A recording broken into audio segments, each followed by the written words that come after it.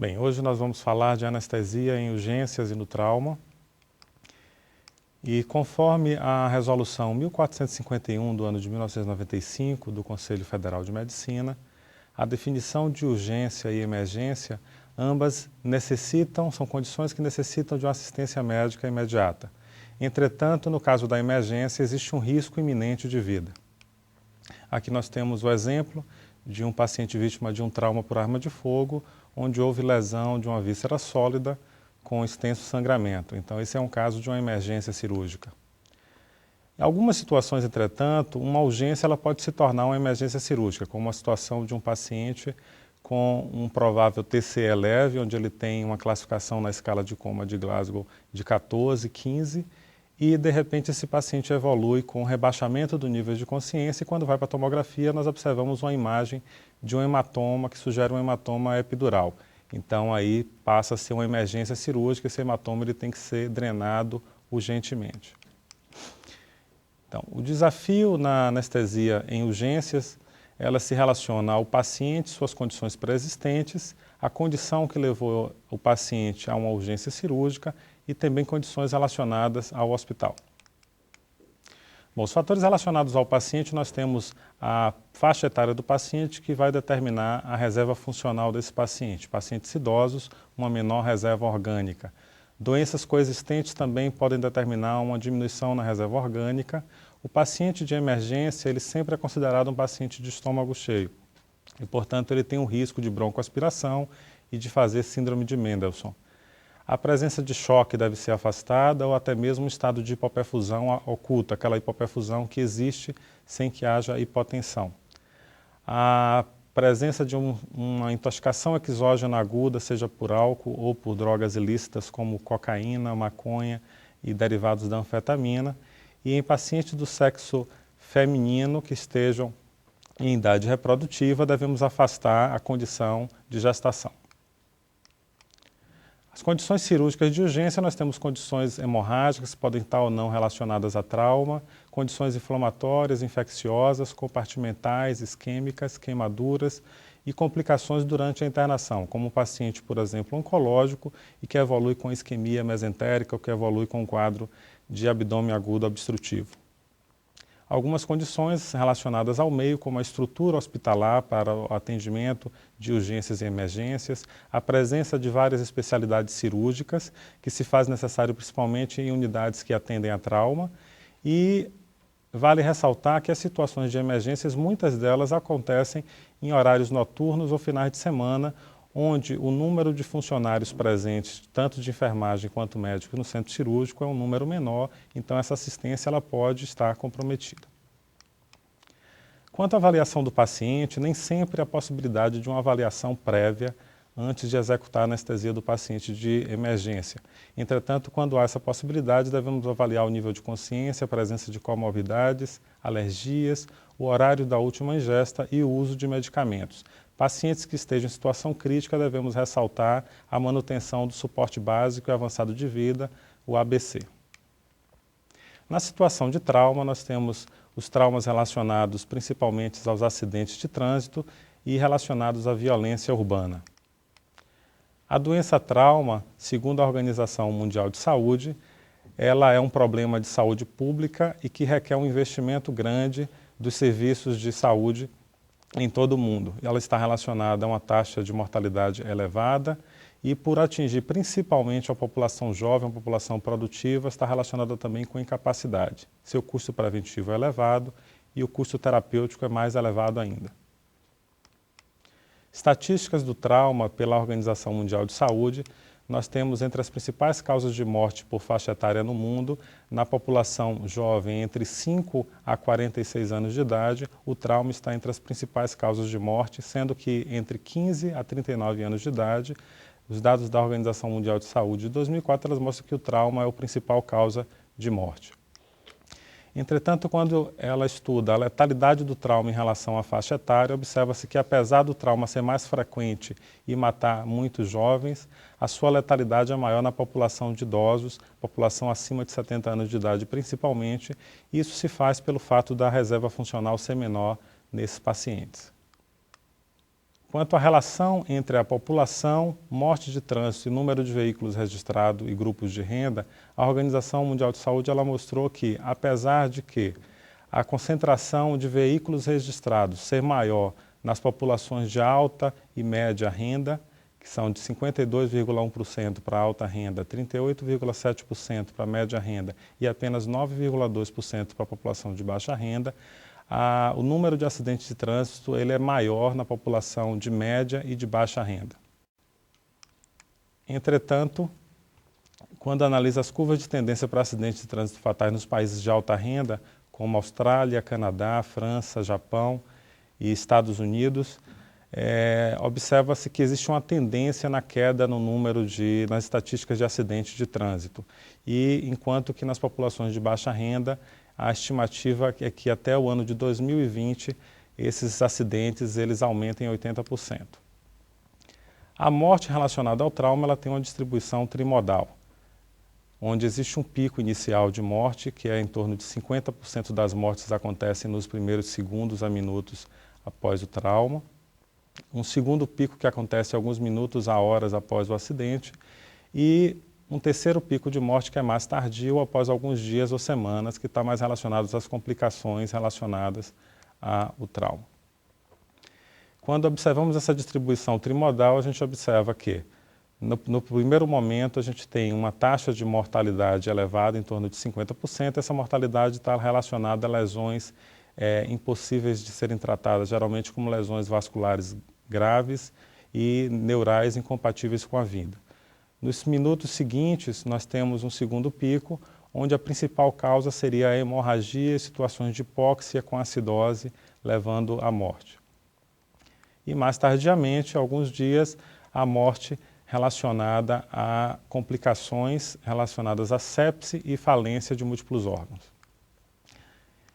E nós vamos atuar justamente nesse momento de tratamento precoce, onde o suporte de vida avançado ao trauma, ele preconiza um atendimento, uma identificação e atendimento às causas que possam levar à morte nesse momento. Então nós temos aqui a tríade da morte no trauma, onde hemorragia e hipoperfusão vão determinar situações de hipóxia, acidose e hipotermia, levando à morte. Bom, os modelos de atendimento pré-hospitalar ao trauma, existem duas grandes escolas.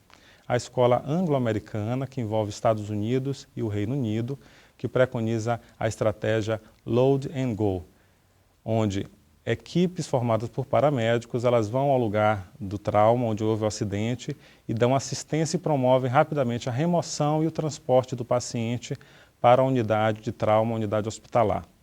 Enquanto que a escola europeia, que envolve França, Alemanha e a Bélgica, ela usa a estratégia Stay and Play, onde a equipe de atendimento é formada não apenas por paramédicos, mas por médicos, e um pouco do cenário hospitalar é levado ao local do trauma, e esse paciente é inicialmente estabilizado para então ser transportado. Um grande avanço na estratégia de atenção ao trauma se deu em 1980, quando o Colégio Americano de Cirurgiões ele lançou um programa de suporte avançado de vida no trauma.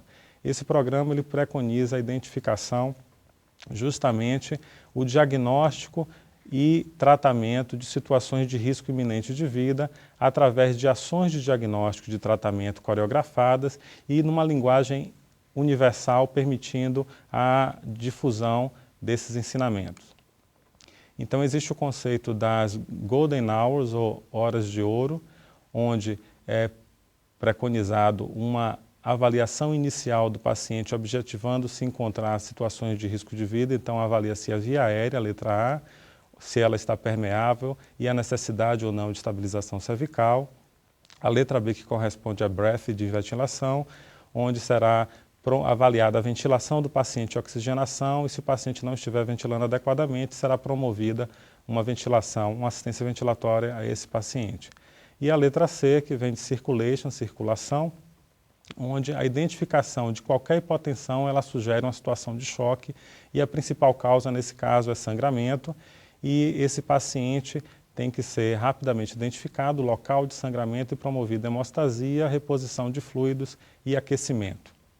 Posteriormente, dando continuidade ao atendimento, existem as horas de prata, Silver Hours, onde a letra D, que corresponde a uma avaliação neurológica, que vem de disability, onde é feita a avaliação do paciente neurológica pela escala de coma de Glasgow, a avaliação das pupilas, se simétricas ou não, e o tamanho das pupilas, e a avaliação da presença de déficit sensitivo ou motor. E, posteriormente, a letra E, que é de exposure, onde haverá exposição do paciente em busca de um diagnóstico que não tenha sido feito no primeiro momento de outras lesões, através de deformidades encontradas, e será feito também avaliação complementar com exames complementares. Aqui o score revisitado de trauma, que ele considera uma avaliação neurológica através da classificação pela escala de Glasgow, uma avaliação circulatória e respiratória através da pressão arterial sistólica e da frequência respiratória. Bom, qual o papel do anestesiologista no trauma? O anestesiologista ele pode participar da assistência ao trauma, tanto envolvendo-se no atendimento pré-hospitalar, como acontece em países europeus, participando dos momentos iniciais do atendimento ao trauma e também da remoção do transporte desse paciente, aplicando estratégias de hipotensão permissiva, quando indicado, aquecimento e técnicas de analgesia. E a nível hospitalar, o anestesiologista ele pode atuar tanto na emergência, no centro cirúrgico fazendo anestesia e dando suporte ao paciente, na terapia intensiva e também na terapia da dor, tanto da dor aguda relacionada ao trauma, quanto da dor crônica, que vai facilitar a reabilitação e reinserção desse paciente. A anestesia no trauma ela vai envolver, então, estratégias de manejo da via aérea, estabilização cervical, o diagnóstico e monitorização de um estado de choque, a ressuscitação volêmica, a terapia transfusional e o conhecimento das alterações farmacológicas relacionadas a um estado de choque, a um estado de hipoperfusão. Quanto à via aérea, existem 3 pontos fundamentais. O primeiro ponto, que sempre deve se evitar a situação de hipoxemia. Ela deve ser tratada independente de haver uma estabilização cervical ou uma proteção em relação ao risco de broncoaspiração. Então, deve-se prever uma situação de uma via aérea difícil, minimizar risco de broncoaspiração, minimizar risco de lesão raquimedular através da estabilização da coluna cervical e um planejamento adequado para a abordagem da via aérea. Mas sempre importante evitar a hipoxemia. A estabilização cervical ela deve ser feita uma estabilização em linha com a ajuda de outros colegas, onde um colega vai manter o paciente numa posição neutra, a coluna cervical numa posição neutra, enquanto o outro vai aplicar a manobra de Selick para minimizar o risco de broncoaspiração, enquanto o outro executa a laringoscopia para intubação orotraqueal. Então nós temos aqui uma fotografia da execução da estabilização da coluna cervical, ao mesmo tempo a manobra de Selick sendo realizada para que o anestesiologista possa executar então a intubação orotraqueal. Bom, diversos dispositivos têm sido lançados para facilitar o manejo de via aérea por nós anestesiologistas e também por médicos emergencistas ou intensivistas. Alguns desses dispositivos eu trouxe aqui são dispositivos de extrema importância, tanto na prática da assistência pré-hospitalar, quanto na assistência hospitalar a nível de emergência ou de centro cirúrgico a esses pacientes de trauma. Então nós temos os dispositivos supraglóticos, o Combitube e a máscara laringeia, que são dispositivos que cada dia que passa são mais consagrados na prática do resgate do paciente a nível pré-hospitalar, e dispositivos facilitadores de intubação, dentre os quais o padrão ouro é a fibroscopia. Entretanto, a fibroscopia ela não se presta sempre em situações de trauma, pelo fato de que nas situações de trauma, a presença de secreções ou sangramento, ou muitas vezes um paciente pouco colaborativo, dificulta a execução da técnica e também a visualização da laringe. Então, outras técnicas com utilização de alguns equipamentos novos, como inicialmente a máscara laringeia Fast Track de intubação, que permite uma intubação às cegas. Posteriormente, essa própria Fast Track ela foi desenvolvida com um vídeo associado, a gente tem a visão da glote do paciente, facilitando mais ainda a execução da intubação. E os dispositivos mais recentes, que são os videolaringoscópios, dentre os quais eu trouxe aqui o da Pentax, que é um videolaringoscópio com sistema de ótica, e o AirTrack, que ele tem um sistema de prisma que permite também a visualização da laringe, e esses dois, além de permitir a visualização da laringe, ela pode ser executada sem precisar colocar o paciente em posição olfativa, assim como acontece com a máscara Fast Track, e ele existe um conduto onde a cânula é introduzida e ela já vai na direção em que a gente tenha a melhor visão da laringe do paciente.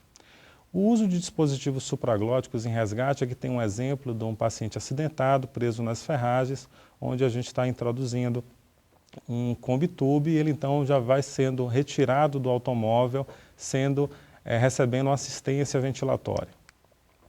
Bom, a via aérea segura no trauma. A intubação do paciente de trauma ela pode ser executada tanto via oral quanto cirurgicamente pela via traqueal ou pela laringe, através da membrana cricotiroidiana.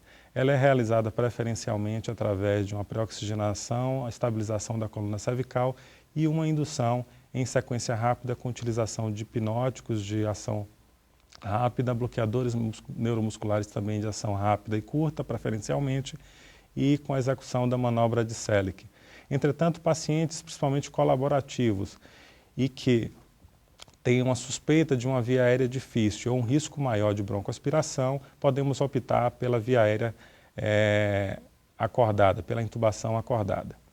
Nos casos de falha, então, diferente do algoritmo da via aérea difícil preconizado pela Sociedade Americana de Anestesiologia, pela ASA, a opção de uma via aérea cirúrgica ela sempre se segue ao insucesso de uma intubação pela via tradicional.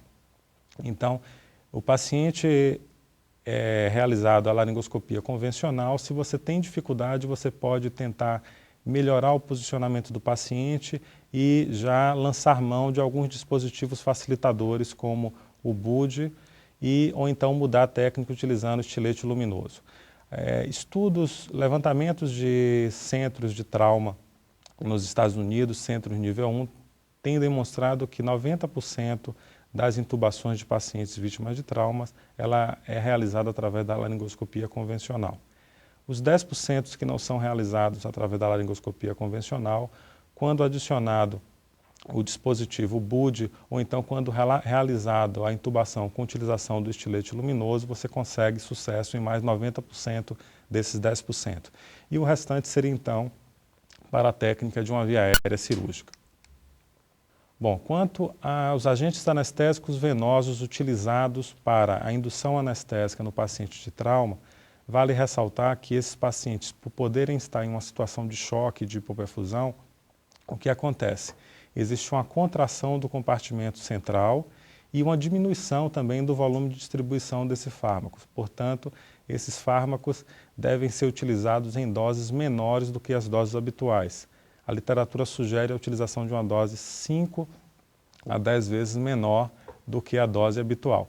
E um levantamento dos estudos realizados, estudos experimentais, avaliando a farmacocinética e farmacodinâmica desses agentes, numa situação de choque, de hipoperfusão, eles observaram que, entre os hipnóticos, o propofol e o tipental foram os fármacos que mais sofreram influência na sua farmacocinética, mas também o etomidato, a ketamina e o midazolam.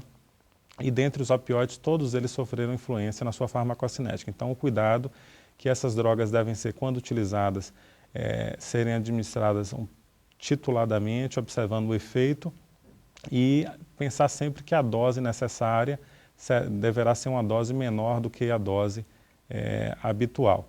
Em relação ao paciente em choque, geralmente a opção pelo etomidato, pela ketamina, pelo fato de serem drogas que dão uma menor repercussão na hemodinâmica, ela tem sido ressaltada. Quanto à farmacologia clínica em relação aos bloqueadores neuromusculares, a preferência pela succinilcolina, pelo seu rápido início de ação e também pela curta duração do seu efeito, e também do rocurônio, dentre os disponíveis na atualidade, por ser possível você aumentando a DE95, você ter também um início de ação mais rápido, permitindo uma intubação em sequência rápida, apesar de que a duração do efeito do rocurônio ele é mais duradouro. Mas agora, com a entrada no mercado do Sugammadex, esse problema é um problema que já pode ser contornado. Vale ressaltar que a succinilcolina, apesar de ser ainda o bloqueador neuromuscular de escolha para essa situação de sequência rápida, ela não deve ser utilizada em pacientes com trauma ocular, ou deve pelo menos ser evitado, e alguns autores consideram também situações de hipertensão ou de provável hipertensão intracraniana.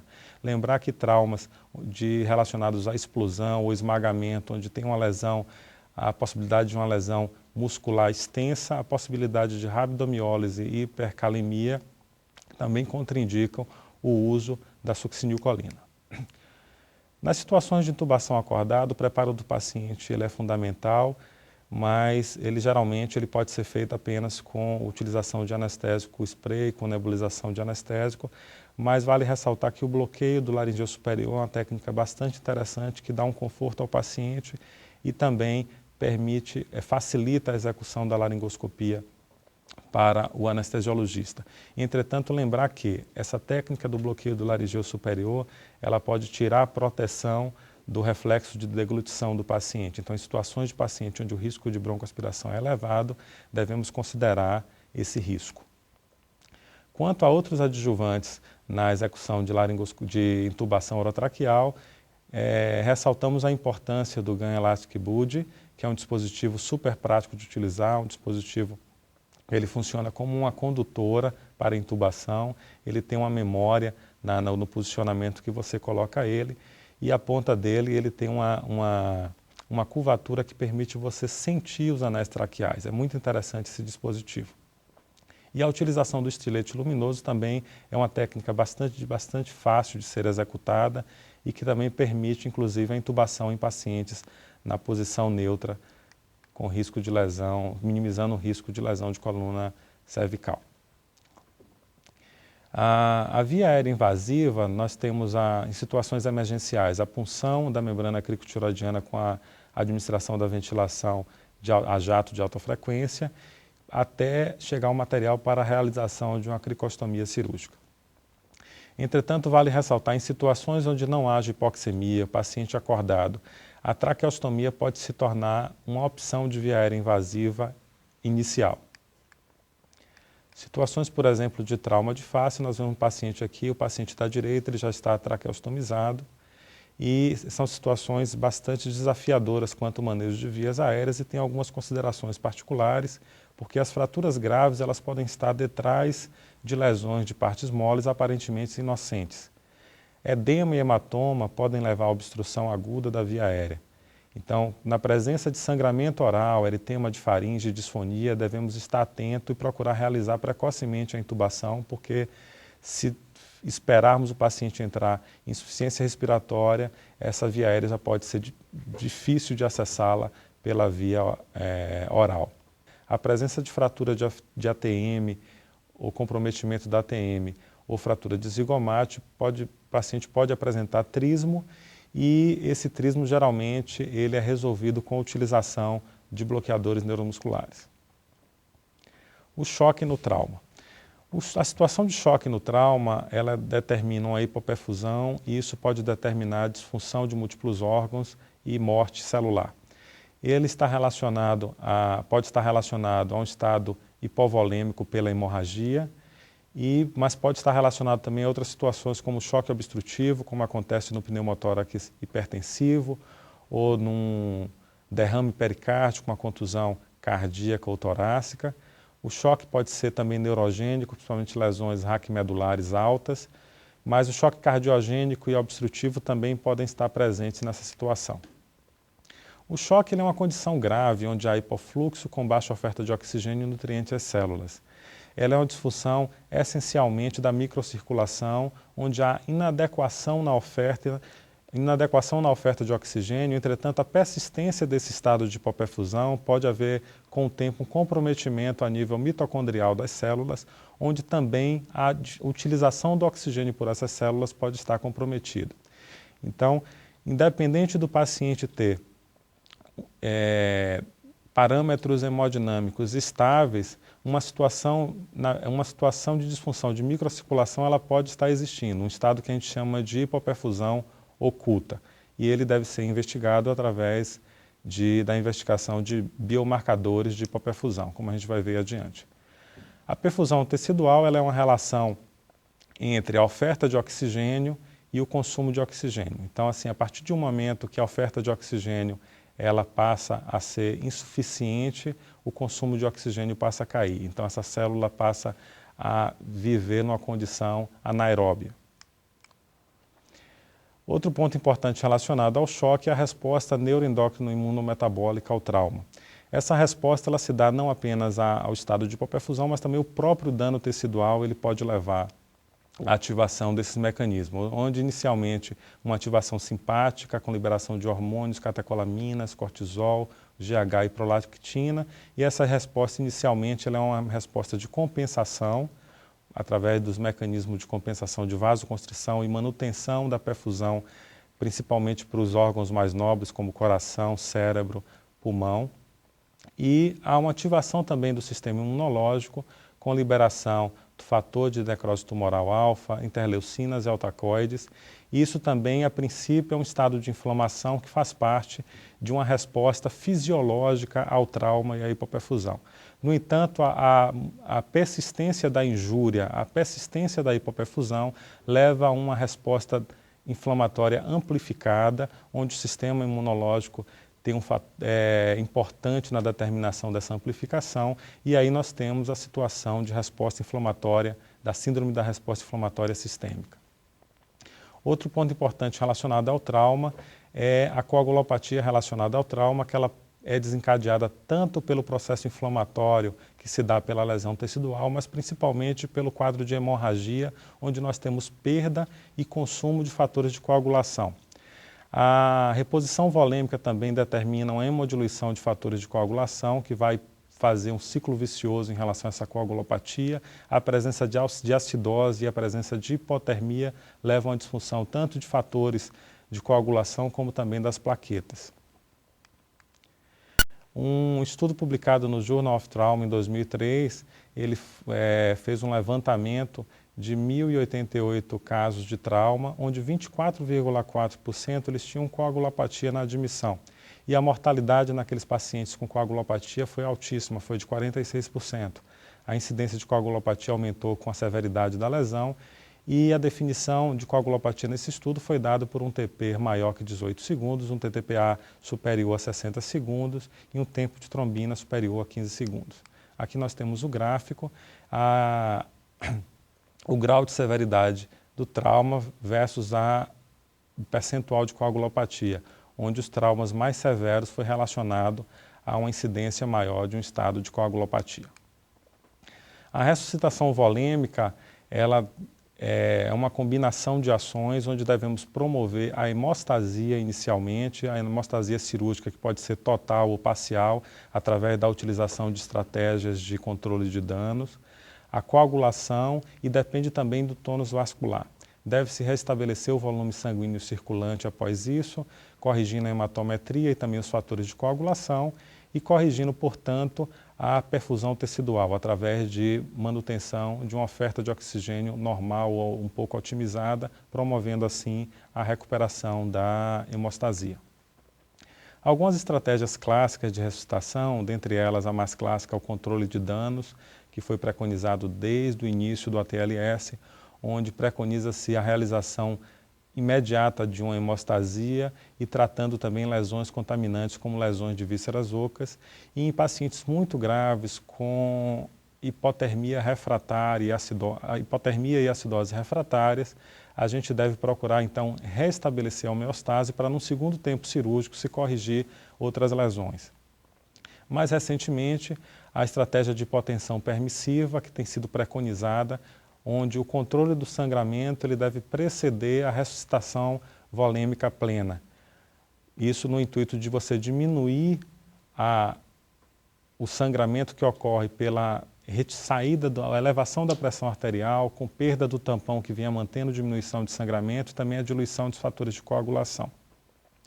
Essa técnica, essa estratégia, ela não deve ser utilizada em pacientes com TCE, grandes queimados, etc. Transfusão precoce também é uma estratégia preconizada atualmente, onde você deve evitar uma situação onde você tem uma macrohemodinâmica equilibrada, mas uma condição de transporte de oxigênio baixa por uma anemia aguda. E também devemos repor precocemente os fatores de coagulação em situações de sangramento importante. Aqui, para exemplificar, temos uma situação de um trauma abdominal com uma lesão importante de fígado, onde, sem dúvida alguma, a adoção dessas estratégias tem uma importância no desfecho desse paciente. Aqui o estudo publicado na New England em 1994, onde se comparou as estratégias de ressuscitação imediata versus a ressuscitação tardia em pacientes com traumas torácicos penetrantes, onde a conclusão desse estudo foi que nesses pacientes com esse tipo de trauma, você mantém uma hipotensão induzida, permitindo esse paciente ser conduzida ao centro cirúrgico, ser corrigida a causa de sangramento, diminuiu a mortalidade nesses pacientes. E qual fluido administrar nessa situação de trauma? Quanto à administração de fluidos, nós devemos considerar alguns aspectos. Primeiro, a distribuição da água no organismo. A água ela se distribui no espaço intracelular e no espaço extracelular, que é dividido entre interstício e intravascular. E esses compartimentos eles estão em constante equilíbrio. Uma situação onde temos uma contração do intravascular de forma paulatina, existe uma compensação desse estado através da translocação de água entre esses compartimentos. Entretanto, situações de perda aguda do intravascular, onde existe uma contração aguda desse compartimento, com comprometimento inclusive da perfusão tecidual, essa compensação ela pouco adianta, então a estratégia de correção seria você então restabelecer o volume desse compartimento. E o volume desse compartimento ele é restabelecido inicialmente com a utilização de soluções expansoras, que são os cristalóides e os coloides. Lembrar que o soro glicosado ele não se presta para a ressuscitação volêmica, porque ele distribui equitativamente entre o espaço intracelular e extracelular, ou seja, ele não fica no intravascular.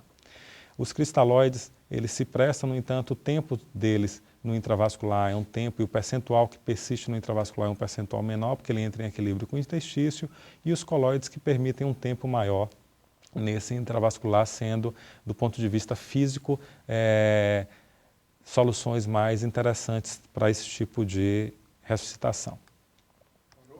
Bem, dentre as opções de fluidos, nós temos inicialmente os cristalóides, são as soluções mais utilizadas, dentre elas o soro fisiológico, que é uma solução um pouco hipertônica em relação ao plasma, e a solução de Ringer lactato.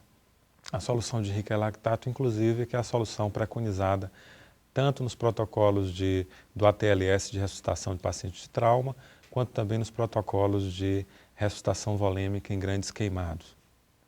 Outras opções, o plasmalite e a solução de cloreto de sódio hipertônico. Um problema relacionado à utilização do soro fisiológico e solução de Ringer lactato, principalmente quanto ao soro fisiológico, é a ocorrência de uma acidose hiperclorêmica.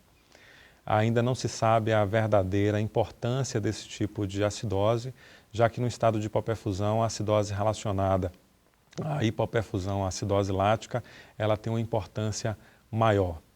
E outras soluções têm sido preconizadas no intuito de minimizar esse risco, como a solução de plasmalite.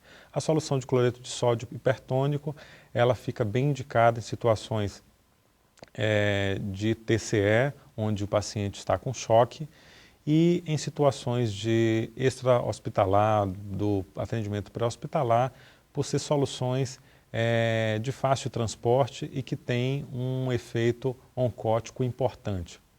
A solução glicosada, como já foi dito, é uma solução que não se presta para esse tipo de uso. Bom, uma segunda opção de fluidos são os coloides, dentre os quais a utilização de albumina 5% e a 20%. São soluções extremamente caras, estudos que comparam a mortalidade em pacientes, grupos que tomaram albumina comparado a cristalóides e também as outras soluções coloides não têm demonstrado diminuição de mortalidade. O Destran 40% e 70%, esses têm sido menos utilizados na atualidade, eles estão relacionados a reações tipo-alérgicas e também a reações reológicas. As gelatinas a 4%, que estas têm um tempo de permanência no intravascular um pouco menor em relação a outros colóides, e elas também estão relacionadas a reações tipo-alérgicas. E os derivados da amilopectina, os RAIs, que têm um tempo interessante de permanência no intravascular. Entretanto, existem a possibilidade de alterações de função renal relacionada a esses colóides e também a possibilidade de alteração da coagulação. Uma nova solução também proposta, associação desses colóides, derivado da amilopectina, solução de sódio a 7,5%. Interessante que, recentemente, alguns estudos têm surgido, trabalhos experimentais em ratos, demonstrando a indução de uma resposta inflamatória sistêmica, de uma inflamação sistêmica em animais ressuscitados com solução de Ringer-Lactato. E essa reação inflamatória está relacionada ao aumento nos fenômenos apoptóticos nesses animais. Aqui nós temos um estudo que comparou a ressuscitação com Ringer-Lactato e a ressuscitação com a solução de RAIs mais sódio a 7,5%, e nós observamos na microscopia eletrônica uma alteração na arquitetura pulmonar, com um aumento no número de macrófagos nos alvéolos, e isso tem sido relacionado a uma elevação no nível sérico de lactato, no lactato que está presente nessas soluções. Não se sabe ainda a importância clínica disso aí, se vai haver alguma importância clínica, se vai limitar o uso de Ringer-Lactato em ressuscitação volêmica. Quanto à monitorização clínica da perfusão, ela se faz necessária invasiva sempre nas situações mais graves, onde a perda hemática é maior, então perdas maiores de 30% a 40%, e em situações de perdas menores a 30%, quando o paciente seja um paciente com doenças coexistentes que o tornem um paciente de maior gravidade para a condição que ele se encontra. Então isso vai ser os fatores que a gente vai considerar na hora de determinar o tipo de monitorização. Outro fator importante também é o tipo de lesão relacionada. O uso de eletrocardiografia, pressão arterial não invasiva ou invasiva quando necessário. A invasiva é interessante porque permite coleta de amostras de sangue arterial com gasometrias seriadas. A saturação de oxigênio, capnografia, temperatura, sempre a temperatura central é importante essa monitorização. A monitorização de diurese, hemoglobina, hemogasometria e de eletrólitos. Entretanto, essa monitorização clínica e monitorização tecnológica, quando feita apenas desse jeito, ela pode não identificar uma situação conhecida como situação de hipoperfusão oculta. E a monitorização da perfusão, quando necessário, a gente deve monitorizar também pressões de enchimento, como PVC, em caso de pacientes que estejam com cateter de artéria pulmonar, pressão de oclusão da artéria pulmonar, débito cardíaco, a variação de pressão de pulso, o cálculo do delta-PP, esses aí mais como indicadores do paciente responsivo a volume, não do paciente que necessite de volume. E cada vez mais cresce na literatura a utilização do ecocardiograma como um monitor padrão, um monitor de padrão ouro na monitorização de volemia. E parâmetros de biomarcadores de perfusão, como a saturação venosa de oxigênio, a saturação venosa central, a saturação venosa mista, o lactato arterial ou venoso, a diferença arteriovenosa de pressão parcial de gás carbônico e a acidemia, que é mensurada pelo déficit de base.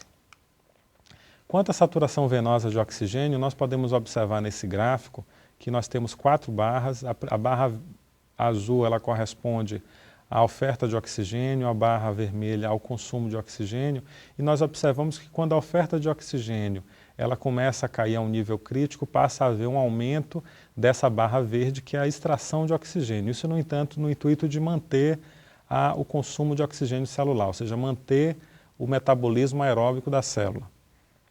No momento que essa queda na DO2 chega a um ponto crítico, onde o aumento da extração não compensa mais a manutenção dessa VO2, passa a haver então uma queda na utilização de oxigênio pela célula, passa a haver então uma utilização da via anaeróbia para a produção de ATP.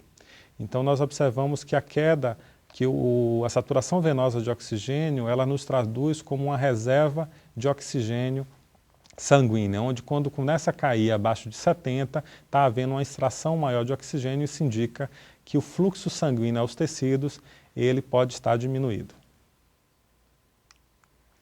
Quanto ao uso de hemocomponentes, para terminar, ele visa corrigir o transporte de oxigênio e também corrigir a resistência vascular sistêmica, já que a viscosidade sanguínea é um componente importante na manutenção da resistência vascular sistêmica e também pulmonar, e a utilização de concentrados de hemácias em sangramentos grandes, sangramentos de grande proporção, ainda não controlados, é importante que seja precoce para que o paciente não esteja num estado de baixo DO2 e estado de metabolismo anaeróbico.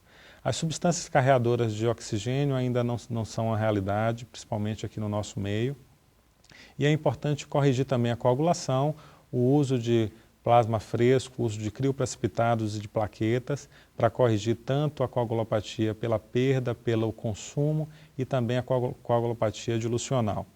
Utilização hoje de concentrados de fatores de coagulação já é uma realidade, então o concentrado de fator 7 e o complexo protombínico, eles estão disponíveis no mercado. Bom, a monitorização da coagulação ela é uma monitorização que deve ser, no momento que o paciente está tendo sangramento no campo cirúrgico intenso ainda, não controlado, é uma monitorização preferencialmente clínica, onde a gente imagina que aquela perda sanguínea você está perdendo também os fatores de coagulação e estes, a depender da intensidade da perda, têm que ser corrigidos. A monitorização dinâmica realizada pela tromboelastografia ou tromboelastometria hoje também tem se tornado uma realidade, inclusive com esse exame sendo realizado inclusive nas unidades de emergência, e a dosagem também de fatores de coagulação, como TP, TTPA e fibrinogênio, também fazem parte da monitorização da coagulação. Bom, outro ponto importante para terminar essa aula é quanto à hipotermia. Corrigir a hipotermia é um fator fundamental. Para corrigirmos a hipotermia, nós temos que diagnosticá-la. Então, a monitorização precisa da temperatura é importante no paciente de trauma.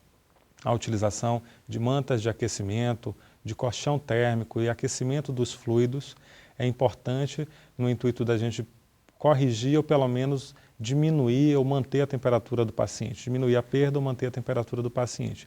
E é importante a gente estar atento a sugerir à equipe cirúrgica a estratégia de controle de danos numa situação onde a hipotermia esteja fora de controle. Lembrar que temperatura abaixo de 34 graus não tem fator de coagulação que funcione, então sempre haverá a coagulopatia na presença de uma hipotermia importante. Muito obrigado.